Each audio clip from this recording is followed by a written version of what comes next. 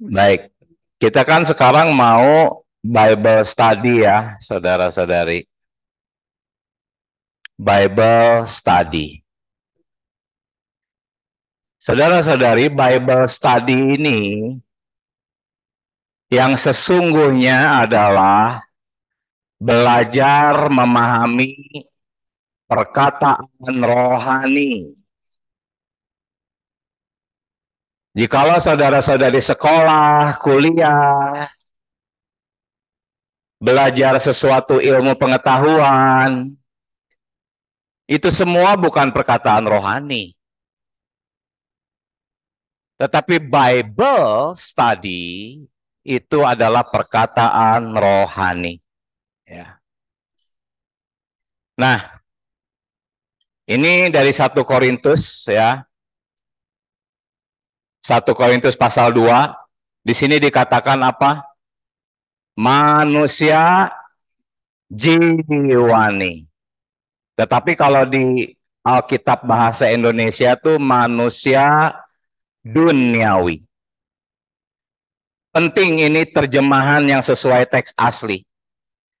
Manusia jiwani itu adalah manusia yang mengandalkan jiwanya. Manusia yang mengandalkan jiwanya. Jiwanya itu apa? Di dalam jiwa itu ada pikiran. Ya, pikiran itu bagian yang terbesar dari jiwa. Kalau laki-laki biasanya pikirannya yang kuat. Kalau perempuan tuh emosinya yang kuat. Itu semua organ jiwa. Ya, ini bukan bicara orang jahat atau orang baik. Orang baik pun banyak yang jiwani. Ya. Manusia jiwani itu berlawanan dengan rohani. Ya. Manusia jiwani tidak menerima apa yang berasal dari roh Allah karena ia tidak dapat memahaminya. Jadi kalau kita semua menggunakan atau mengandalkan ya, bukan kalau jiwa tetap kita gunakan, hanya jikalau kita mengandalkan jiwa, maka kita tidak dapat memahaminya. Ya, apa yang berasal dari roh Allah. Bible itu kan berasal dari roh Allah. Ya, kalau kita jiwani, kita tidak dapat memahaminya. Sebab itu hanya dapat dinilai secara rohani. Karena Bible itu adalah perkataan rohani. Nah, manusia rohani ini berlawanan dengan manusia jiwani. Manusia rohani itu adalah manusia yang mengandalkan rohnya. Ya, dia menggunakan pikirannya, dia menggunakan emosinya, juga kehendaknya, tetapi dia tidak mengandalkan jiwanya. Dia mengandalkan rohnya, sehingga dia manusia rohani. Dikatakan manusia rohani itu bisa menilai segala sesuatu. Kalau Anda menjadi manusia rohani, maka tidak ada lagi yang rahasia buat Anda. Karena manusia rohani itu menilai segala sesuatu. Tetapi ia sendiri tidak dinilai oleh orang lain. Ya, mungkin agak misterius gitu.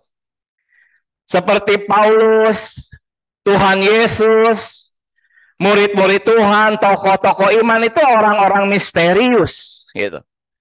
Kenapa mereka bisa mengasihi Tuhan dengan mutlak mengabaikan semua penderitaan, semua kekayaan dunia?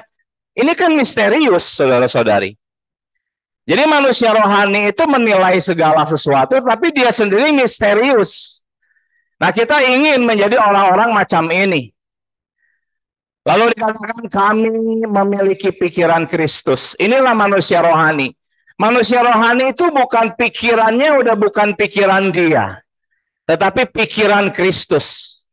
Ini bukan meniru cara Kristus berpikir ya. Ini benar-benar pikirannya Kristus menjadi pikirannya. Nah ini ayat-ayatnya tuh yang tadi saya bacakan tuh 1 Korintus 2, 15, 16. Lanjutkan ke pasal 1 dah. Nah, ini Paulus berkata, dan aku saudara-saudara pada waktu itu tidak dapat berbicara dengan kamu seperti dengan manusia rohani. Ya, Paulus merasa kesulitan dengan jemaat di Korintus karena jemaat di Korintus tuh belum menjadi manusia rohani. Ya, bahkan dikatakan bukan hanya manusia jiwani tapi hanya manusia daging. Manusia daging di sini tuh yang sifatnya jasmania, ya. Segala sesuatunya, kalau dia belajar Bible study, dipahaminya secara jasmania. Ya, contohnya kalau ada kisah-kisah berkat Abraham gitu ya. Apalagi yang menjanjikan berkat-berkat gitu ya. Di Alkitab kan banyak berkat-berkat, janji-janji. Tetapi dipahaminya secara jasmania. Padahal Bible study itu adalah belajar memahami perkataan rohani. Oh Tuhan Yesus, kalau secara jasmania, ini para rasul yang memiliki pikiran Kristus, mereka jauh dari sukses ya, kalau secara jasmania. Tetapi itulah jemaat di Korintus. Ya, manusia daging, manusia jamai yang belum dewasa dalam Kristus. Ini pendahuluan ini tuh ingin memberitahu saudara-saudari bahwa Bible study kita mungkin tidak terlalu mudah dipahami. Ya, karena memang saudara-saudari kalau kita mau memahami secara jiwani, maka kita tidak bisa menerimanya. Tidak bisa. Karena apa yang hendak kita bicarakan di sini itu adalah berasal dari Roh Allah. Ya. Ia tidak dapat dipahami secara jiwani sebab hanya dapat dipahami secara rohani. Semoga saudara-saudari mendapat belas kasihan Tuhan hari ini bisa memiliki pikiran Kristus. Nah, saudara-saudari, segala tulisan yang diilhamkan Allah. Oke. Apa ini? Ini Alkitab. Ya. Alkitab itu dikatakan diilhamkan Allah, itu bermanfaat. Ya. Bermanfaat untuk mengajar, menyatakan kesalahan. Ini memperbaiki kelakuan. Khususnya ini saudara-saudari, apakah Anda dan saya mempelajari Alkitab menghasilkan perbaikan kelakuan? Oh, banyak sekali orang belajar Alkitab tapi kelakuannya tidak ada perbaikan. Ya. Padahal tulisan yang diilhamkan Allah itu bermanfaat untuk memperbaiki kelakuan. Ya, mendidik orang dalam kebenaran bukan sekedar otaknya yang dididik, tetapi juga perilakunya. Jikalau ada orang belajar Alkitab, tetapi tidak ada perbaikan kelakuan, mungkin ada yang salah. Mungkin dia memahaminya secara jiwani, gitu ya. Secara jasmani, gitu. Padahal Alkitab itu perkataan rohani. Nah, kita Bible study ini ya, makanya penting. Ini kata diilhamkan, teks Yunaninya tuh ini. Theos, pneustos. Yang diilhamkan Allah, teks aslinya tuh theos. Theos tuh Allah. Ya. Pneustos itu berasal dari kata pneo, menghembus. Sebetulnya kalau diterjemahkan, diilhamkan ini kita nggak akan bisa ngerti lah pasti. Kalau belajar Alkitab hanya mengandalkan bahasa Indonesia, tidak akan bisa mengerti. Kata diilhamkan ini, yang diilhamkan Allah itu adalah Allah ya menghembuskan ya. Jadi kalau kita mau baca tuh begini ya, saudara, kata diilhamkan tuh harus diganti dengan dihembuskan. Tulisan yang dihembuskan Allah. Nah ini ya, harusnya seperti ini. Apa sih tulisan yang dihembuskan Allah? Ya tulisan ini Alkitab. Saudara-saudari, Alkitab itu dihembuskan Allah. Nanti kita akan melihat kata dihembuskan di sini itu kan angin. Tahu nggak angin itu teks Yunaninya apa? Pneuma. Dan pneuma itu diterjemahkan juga dengan roh. Roh Kudus. Roh Kudus itu teks Yunaninya itu pneuma, kudus. Jadi yang dihembuskan itu sebetulnya roh. Ya, roh berhembus kepada Paulus sehingga Paulus menulis surat ini. Kalau roh tidak dihembuskan kepada Paulus,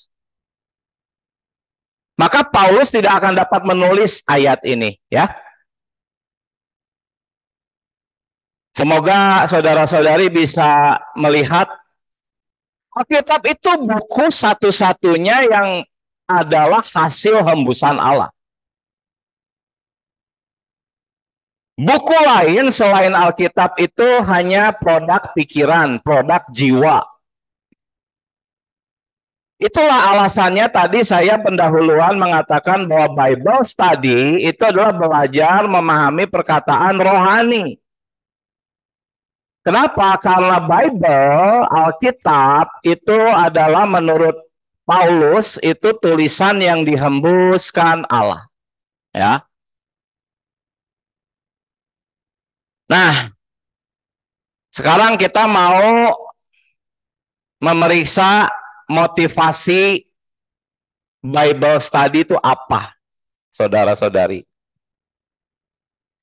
Sebab saya sekarang ingin mulai 4 kali pertemuan dulu ya. Kalau motivasi Bible study kita tepat, sampai Tuhan datang, Anda dan saya akan bertahan tetap Bible study. Di pertemuan pertama ini saya ingin ya membetulkan dulu motivasi kita melaksanakan Bible study. Kalau motivasinya salah,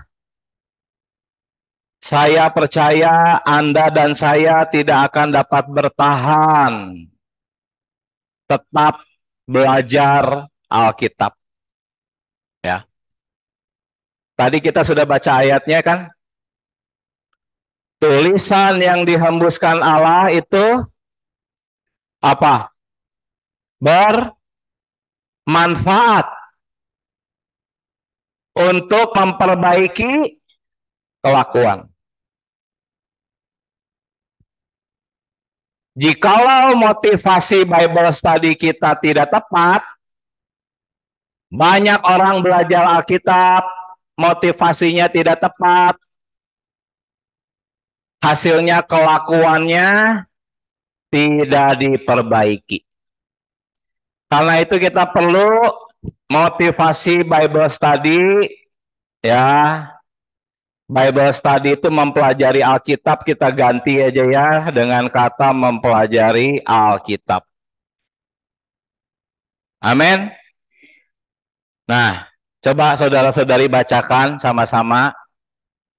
2, 3. Lalu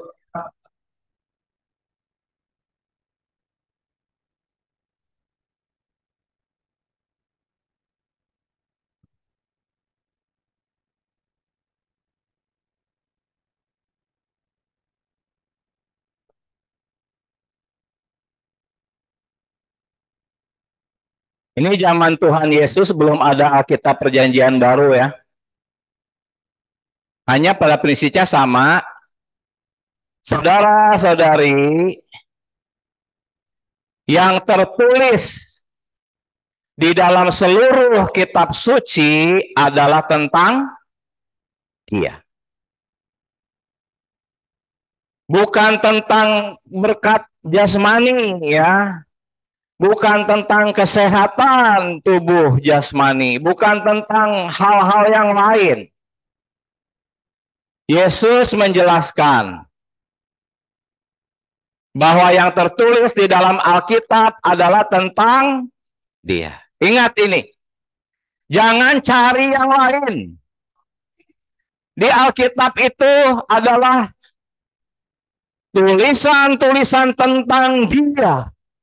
Mulai dari kitab-kitab Musa. Kitab-kitab Musa itu adalah kitab Kejadian, Keluaran, 5 kitab pertama. Lalu diteruskan dengan kitab nabi-nabi sampai Malayaki. Semuanya itu tentang Dia. Kita harus berdoa, Tuhan Yesus, ketika saya belajar Alkitab, sadarkan saya bahwa Alkitab adalah tentang dirimu, bukan yang lain. Ya, kita harus kasih tahu kepada orang-orang menurut Tuhan Yesus. Di dalam Lukas 24-25 ini. Alkitab itu tentang Dia. Ya. Nah, ini ayat sangat penting. Ini Tuhan sedang berkata kepada ahli-ahli Taurat. Siapa ahli Taurat? Ahli Taurat itu adalah pelajar-pelajar Alkitab. Ya, para teolog. Ingat, kita sedang membicarakan motivasi mempelajari Alkitab. Tuhan berkata kepada para teolog, para pelajar Alkitab, "Hei kamu menyelidiki kitab-kitab suci. Tetapi walaupun kitab-kitab suci itu memberikan kesaksian tentang aku, tentang Dia. Namun, kamu tidak mau datang kepadaku. Ketika Anda dan saya membuka Alkitab, mau datang kepada Tuhan bukan? Bagus kalau iya. Cuman banyaknya ada yang hanya ingin tahu, mempelajari teks aslinya, mempelajari latar belakangnya, dipelajari, buka kamus. Tetapi di dalam hatinya tidak mau datang kepada Tuhan. Ada satu hamba Tuhan menulis bahwa doa dan membaca itu sebetulnya satu paket. Kalau Anda membaca Alkitab tanpa berdoa, mungkin Anda seperti ini. Anda menyelidiki tetapi tidak mau datang kepada. Makanya saya nggak mau Bible study kita kalau tidak dimulai dengan motivasi mempelajari Alkitab. Percayalah saudara-saudari, kalau motivasi kita tidak tepat, kelakuanmu dan saya tidak akan diperbaiki. Amin. Jadi motivasi mempelajari Alkitab adalah pertama-tama datang kepada. Bagi Anda yang mau datang kepada Tuhan, silahkan belajar Alkitab. Kalau Anda tidak mau datang kepada Tuhan, jangan belajar Alkitab, nanti jadi ateis. Banyak orang belajar Alkitab malah jadi ateis. Nah, Ini masih ada lanjutannya. Ayat Yohanes 5, 39, 40 itu masih ada lanjutannya. Ini yang paling penting nih. Perhatikan lanjutannya. Untuk apa?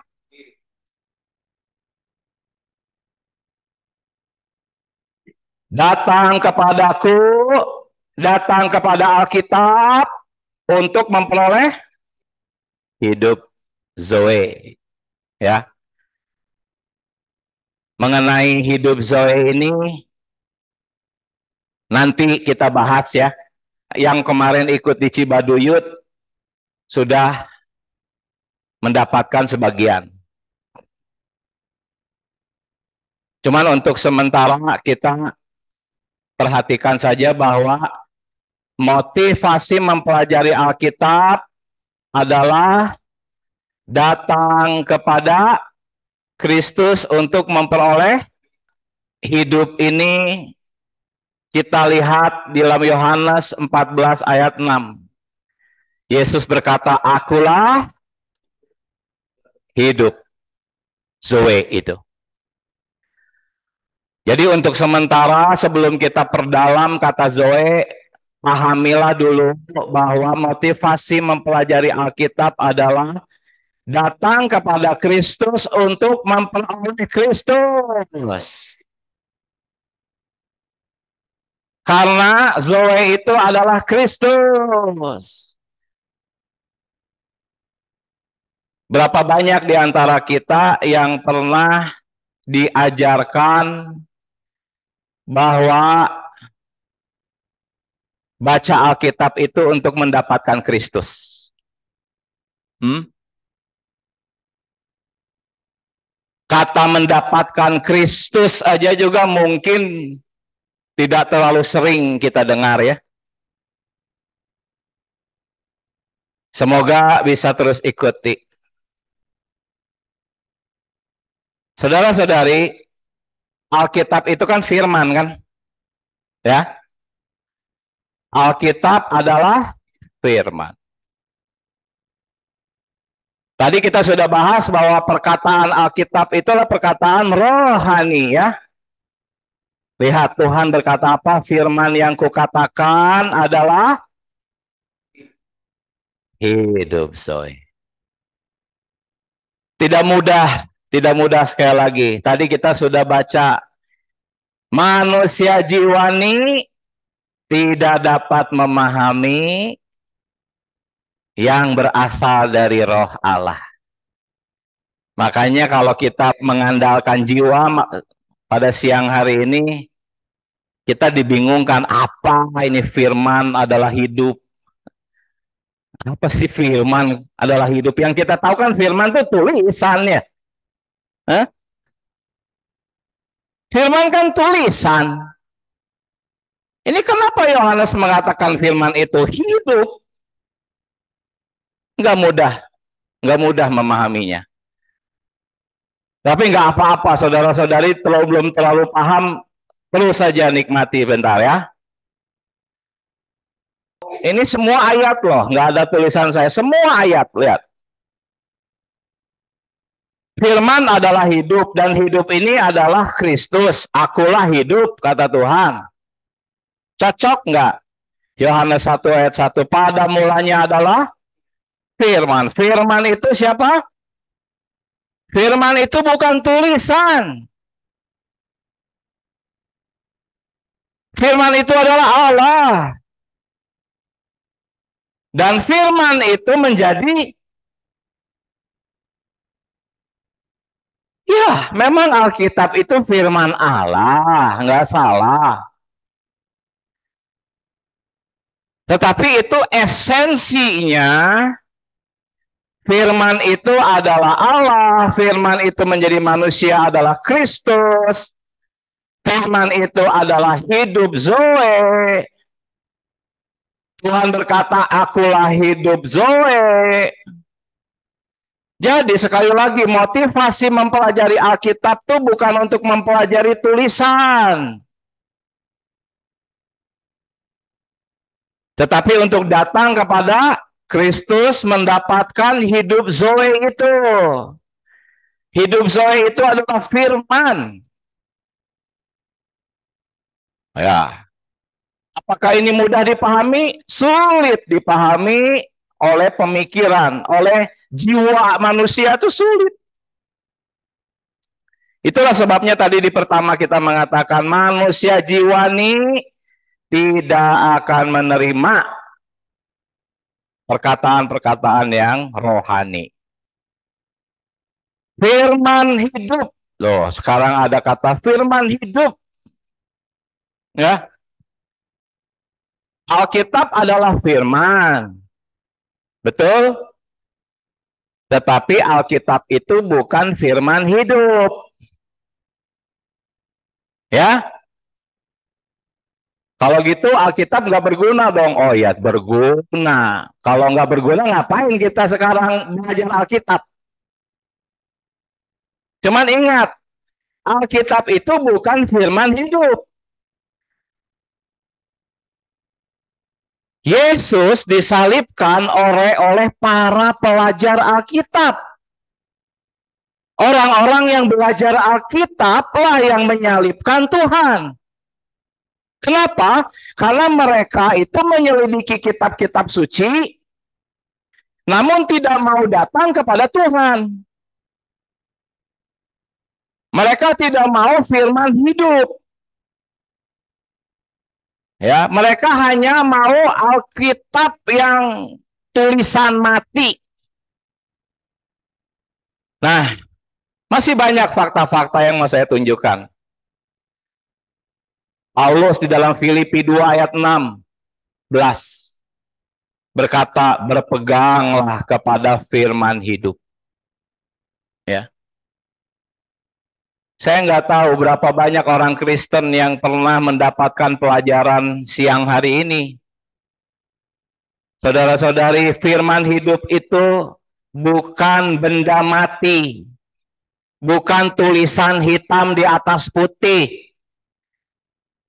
Firman hidup itulah yang harus kita dapatkan ketika kita mempelajari Alkitab. Ketika kita mendatangi Alkitab, kita harus datang kepada Tuhan. Berdoalah sebelum membaca Alkitab. Tuhan, aku mau datang kepadamu untuk memperoleh hidup itu. Hidup itu adalah firman. Firman-Mu adalah hidup. Berpegang kepada firman hidup. Firman hidup itulah yang kami tuliskan. Kata Rasul Yohanes. Ketika para rasul menuliskan surat-suratnya, mereka berkata, firman hidup itulah yang kami tuliskan. Berdoalah kepada Tuhan. Tuhan, Alkitab adalah tulisan-tulisan yang berasal dari firman hidup.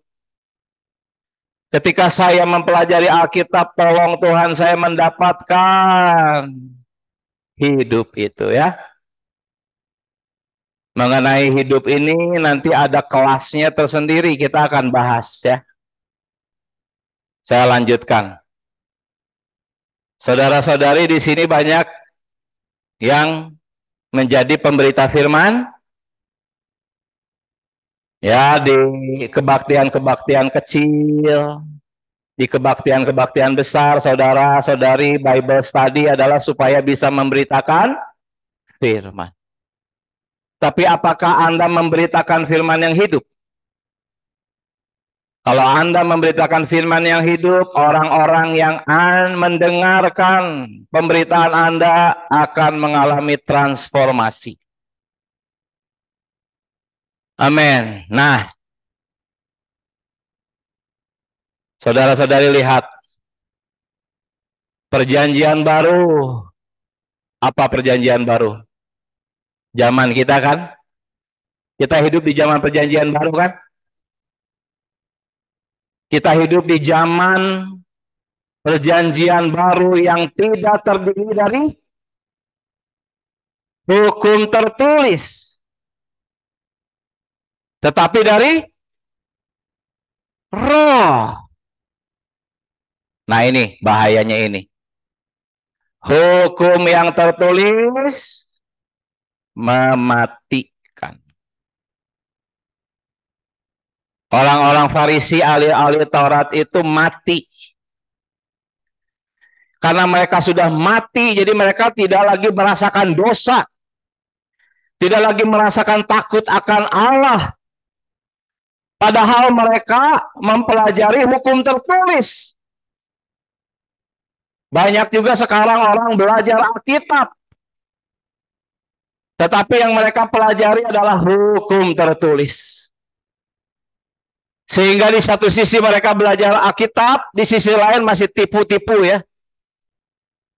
Masih ada tipu-tipu. Masih ada perzinahan. Tidak ada perbaikan kelakuan. Kenapa? Karena mereka hanya mempelajari hukum yang tertulis. Padahal Alkitab itu adalah firman. Firman itu hidup. Berpeganglah kepada firman hidup, jangan kepada hukum tertulis.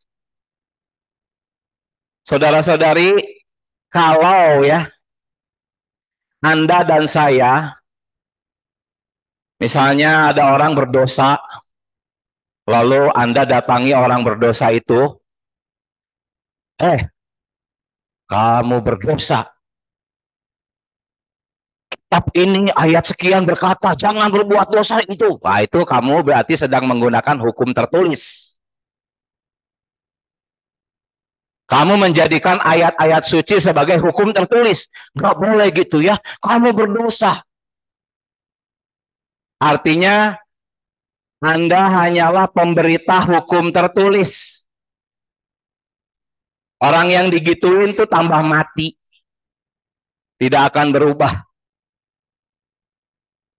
Jadi inilah yang dimaksud hukum yang tertulis itu mematikan, tetapi roh menghidupkan. Roh di sini itu apa, saudara-saudari? Ya. Ini lengkapnya, firman yang kukatakan adalah roh. Apalagi ini? Mengenai roh huruf kecil ini, ya, sebetulnya itu hanya produk penterjemah aja. Kalau di teks aslinya tuh nggak ada pneuma huruf kecil, pneuma huruf tebal, nggak ada. Jadi teksnya ini, konteksnya ini sebetulnya roh yang adalah Zoe ini. Ya. Firman yang kukatakan adalah roh. Jadi roh ini adalah roh firman. Perjanjian baru tidak terdiri dari hukum yang tertulis, tetapi dari roh. Ya. Coba sampai di sini. Kalau kita mau pahami ini dengan jiwa kita, dengan kemampuan pikiran kita, apa ini? Kita belum pernah mendengar. Dari kecil kita sekolah, kita sering mendengar kata firman. Tetapi kalau firman itu adalah roh dan hidup, itu bukan bahasa kebudayaan kita. Ini hanya dapat dipahami secara rohani. Ya. Jadi saudara-saudari, sekali lagi, perjanjian baru tidak terdiri dari hukum tertulis. Jangan menggunakan hukum tertulis. Misalnya ada orang membuat kesalahan yang tidak sesuai dengan firman Alkitab. Jangan cepat-cepat mengutip ayat-ayat tertulis, lalu digunakan untuk menghakimi orang. Ya, tidak sesederhana itu melakukan firman tuh. Melakukan firman tuh bukan melakukan firman tertulis.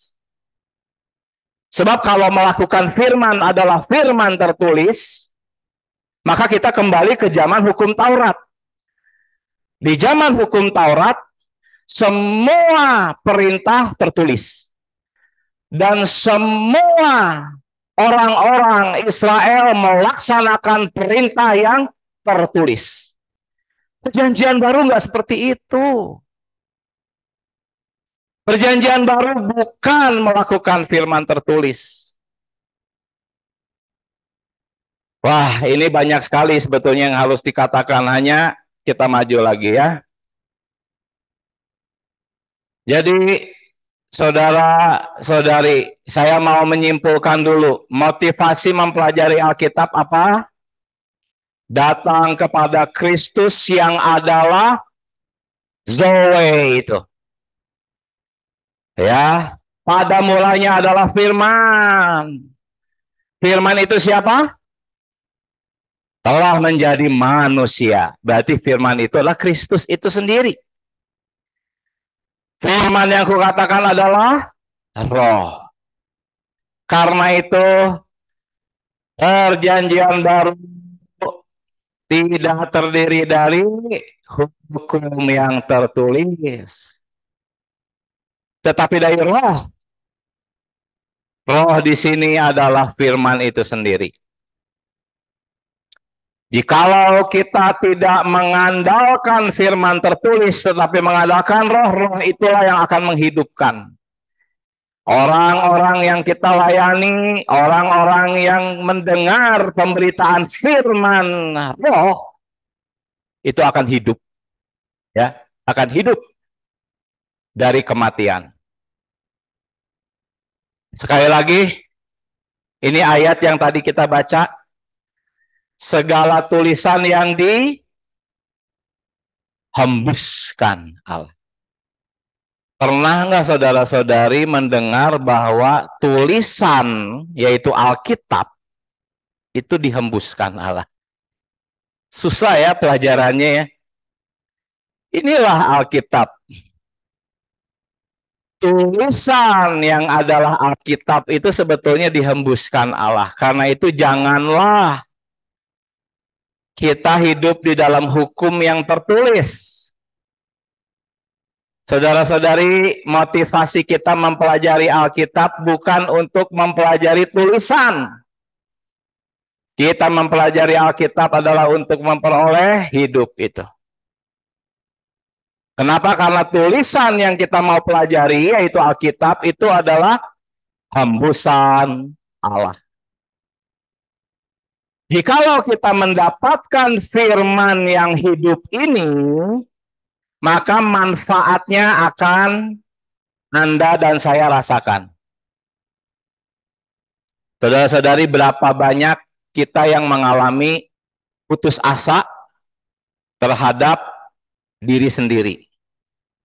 Kita punya sifat jelek, kita punya dosa-dosa yang tersembunyi, hanya kita yang tahu. Kita punya kebiasaan buruk, kita sering khawatir, sering takut, kita sering disiksa oleh kelemahan diri sendiri.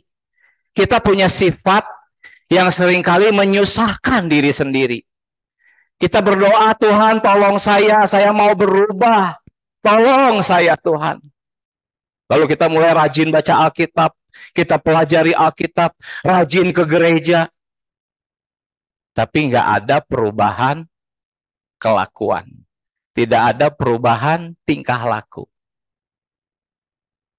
Lalu kita membenarkan, ya soalnya pembimbing rohani saya juga kayak gitu sih. Ya, pembimbing rohani saya aja kelakuannya kayak gitu, ya wajarlah saya. Saudara-saudari, kita harus lebih tinggi dari pembimbing rohani yang semacam itu. Sebab hari ini banyak orang-orang Farisi, ahli-ahli Taurat, belajar Alkitab, tetapi kelakuannya nggak berubah. Apakah itu menjadi satu pembenaran bagi kita kalau kelakuan kita tidak berubah? Jangan. Di hadapan tahta pengadilan Kristus tidak berlaku pembimbing rohani kita. Tidak ditanya kamu jemaat siapa, enggak. Masing-masing berurusan dengan Tuhan.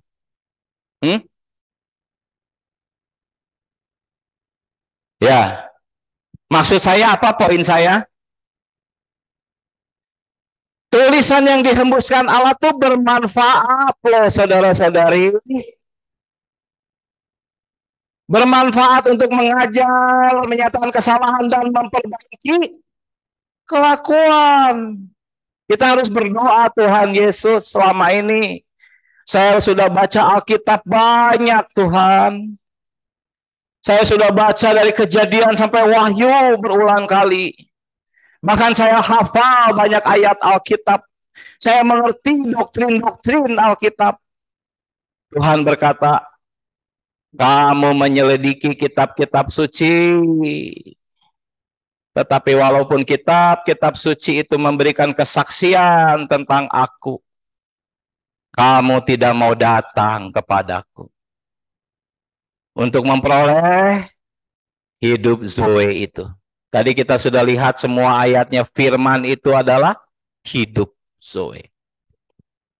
Jadi gimana saudara-saudari?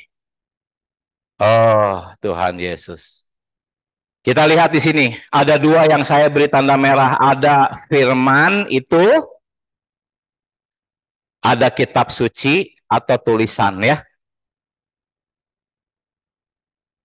Paulus dan Silas berangkat ke Berea.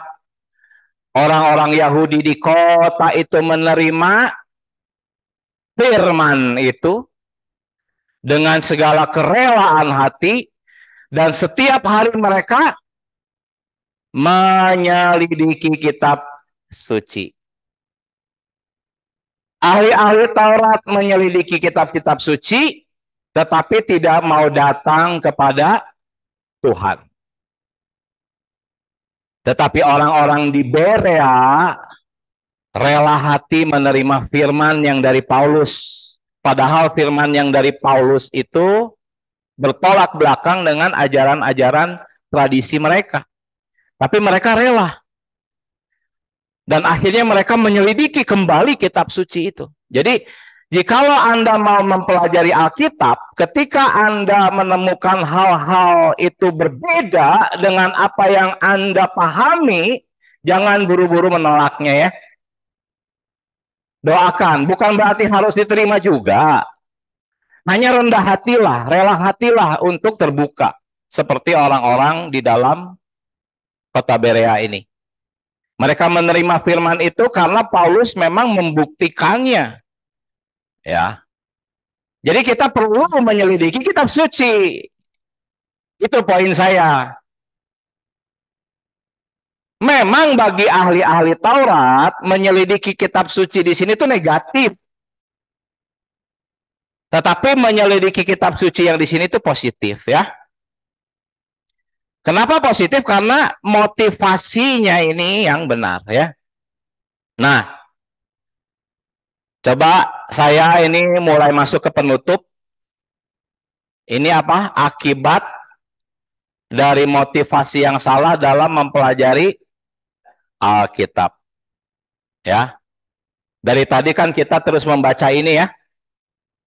Tetapi ini belum lengkap ini ayatnya. Saya lengkapi ayatnya nih.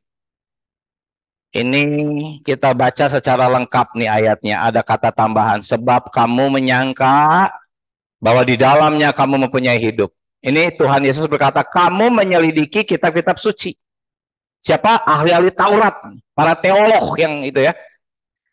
Mereka itu menyangka bahwa di dalamnya ya kamu mempunyai hidup yang kekal itu.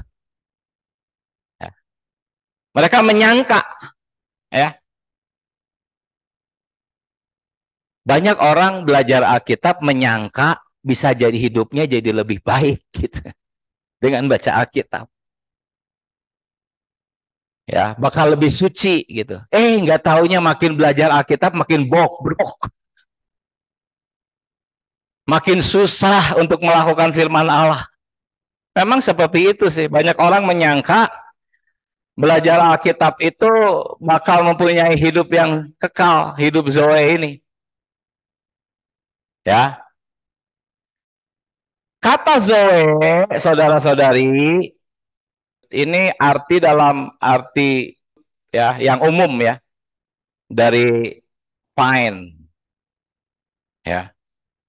Kata Zoe itu digunakan dalam perjanjian baru untuk kehidupan sebagai prinsip kehidupan dalam arti absolut, ya. Jadi kehidupan seperti yang dimiliki Allah.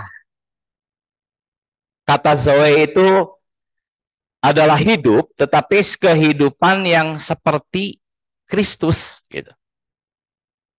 Banyak orang menyangka kalau belajar Alkitab, maka dia bisa meniru Tuhan Yesus. Karena belajar Alkitab, jadi bisa meniru Tuhan Yesus. Tapi sebetulnya banyak yang hanya menyangka saja. Nah ini. Tahu ini kisahnya siapa yang bilang ini? Ini tuh orang kaya yang masuk ke alam maut. Ingat nggak kisahnya? Lazarus mati, dibawa ke Firdaus. Ada orang kaya mati juga. Orang kaya itu sebetulnya orang Farisi, itu yang kaya. Orang Farisi itu banyak duitnya. Kalau Anda mempelajari konteks dari Lukas 16 ini, sebelumnya itu ada orang-orang Farisi yang mencemooh Tuhan karena Tuhan berkata, jangan menyembah dua tuan. Jangan menyembah Mamon dan Tuhan bersamaan. Jangan. Lalu orang-orang Farisi itu mencemooh.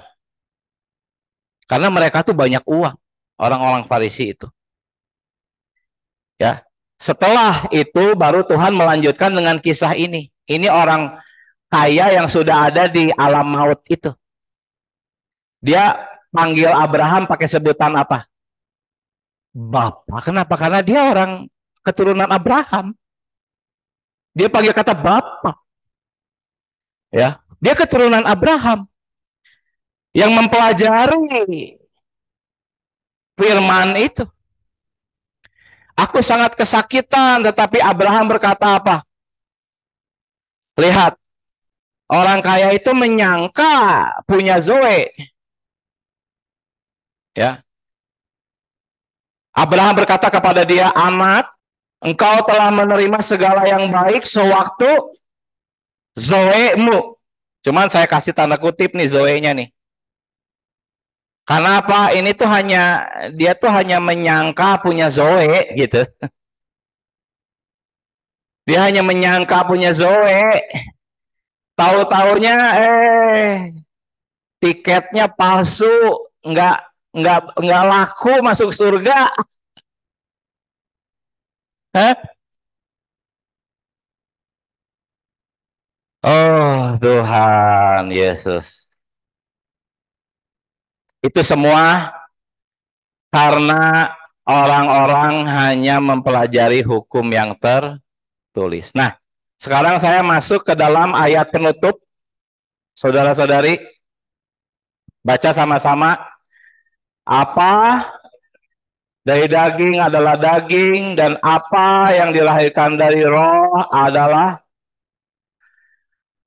Memang ini penterjemah membedakan arti. Di sini rohnya huruf besar, ini rohnya huruf kecil. Artinya ini roh Allah, ini roh kita.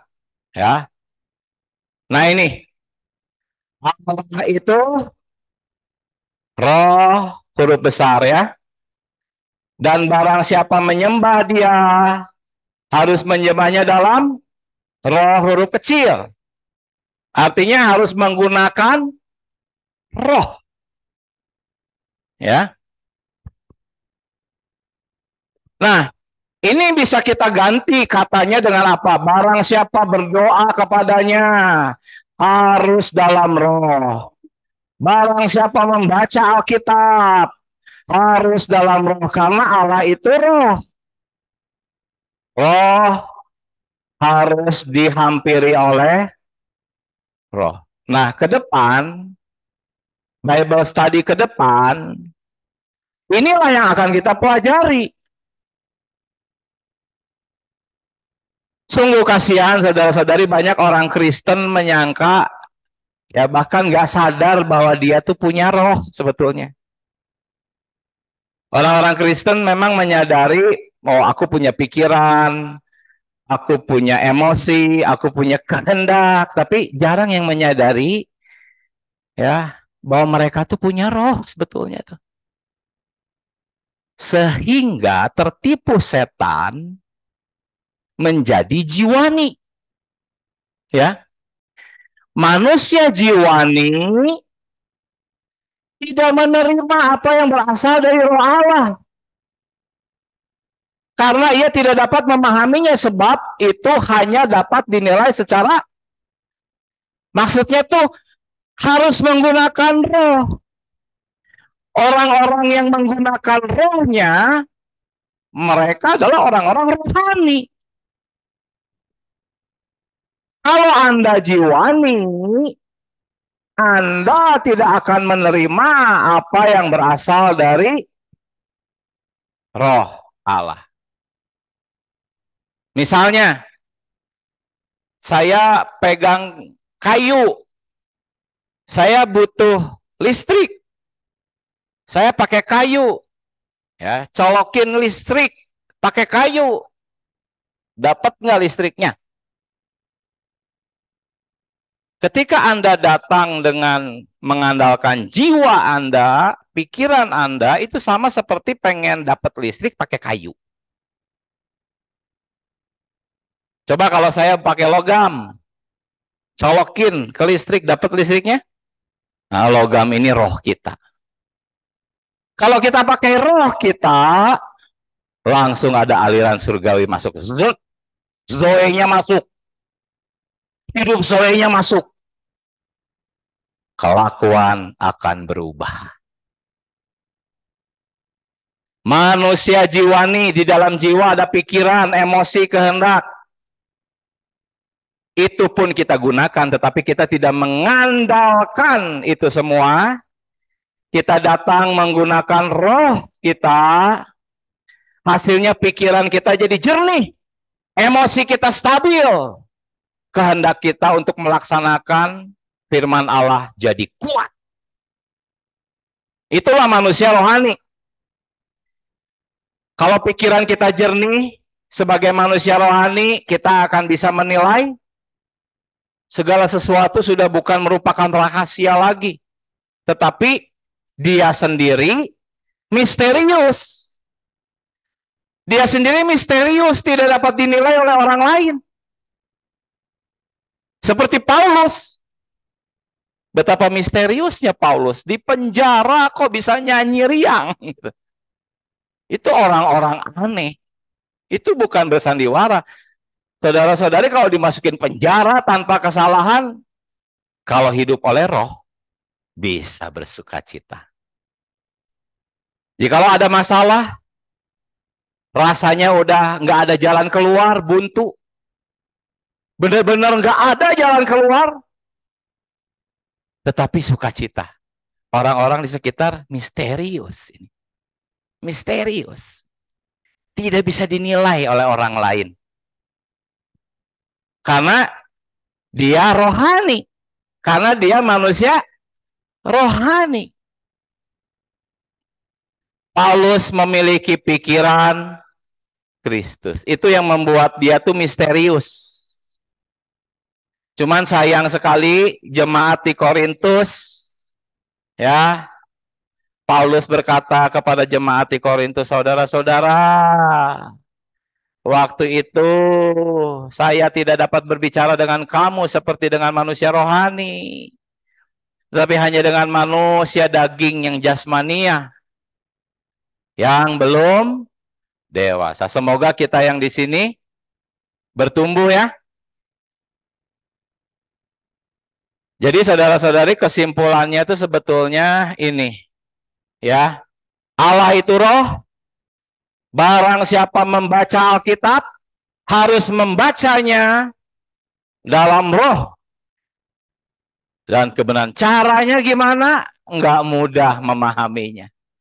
Enggak mudah memahaminya secara jiwani. Itulah sebabnya kita perlu terus setia mempelajari firman hidup. Amin. Mari kita berdoa. Tuhan Yesus, Hamba telah menyampaikan perkara ini. Ini bukanlah satu pelajaran menurut kebudayaan manusiawi kami. Oh, firman-Mu bukan tulisan. Mempelajari Alkitab bukan sekedar mempelajari tulisan. Di balik tulisan itu ada hembusan Allah, ada roh, ada hidup Zoe. Tuhan, terlalu sulit bagi pikiran kami yang sempit ini. Hamba berdoa semua yang hadir di tempat ini, Tuhan Yesus, tolong kami semua. Lepaskan kami dari pikiran kami yang sempit ini. Tolong kami memahami perkara-perkara rohani, Tuhan. Oh, dan tolong kami menggunakan roh kami. Dapat membedakan mana roh, mana jiwa. Dan hidup oleh roh kami. Berkati acara-acara kami di minggu-minggu depan, 4 kali pertemuan kami. Semoga Tuhan Yesus, melalui Bible study ini, Engkau menyelamatkan pikiran kami. Sehingga pikiran kami menjadi rohani. Terima kasih Tuhan Yesus. Di dalam nama Tuhan Yesus kami berdoa. Sama-sama katakan amin.